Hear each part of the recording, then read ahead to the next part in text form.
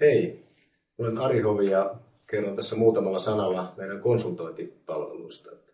Itse olen toiminut yli 25 vuotta konsulttina tiedonhallinnan alueella kymmenissä eri yrityksissä sekä julkishallinnon että yritysmaailman puolella auttaen asiakkaita erilaisissa tiedonhallinnan asioissa.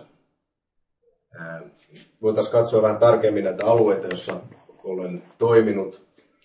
Yksi alue on tämä tietovarastointi, data warehousing. Siinä on paljon tehty näitä tietovarastoarkkitehtuurimäärityksiä, varsinkin näitä tietovarastomallinnuksia yhdessä käyttäjien kanssa ja asiakas IT-osastojen kanssa. Myös tietovarastoauditoinnit on ollut viime aikana aika suosittuja, jossa käydään läpi muutamassa päivässä se tietovarastototeutus, arkkitehtuurit, mallinnukset, välineet, organisointi, yhteistyö käyttäjien kanssa.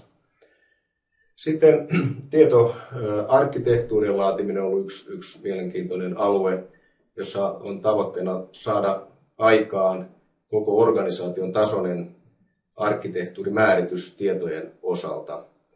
Ja siinä on hirveän tärkeässä roolissa nämä mallinnukset, että on tehty sitten käyttäjien kanssa mallinnuksia eri osa-alueita. Tässä on erikoisalueena oli juuri se, että kulutetaan mahdollisimman vähän näiden käyttäjien kallista aikaa, eli tehdään tämmöisiä tehokkaita mallinnusistuntoja, jolloin on yllättävänkin lyhyessä ajassa saatu laadittua näitä tietoarkkitehtuurimäärityksiä sekä käsitemalleineen ja tietokuvauksineen.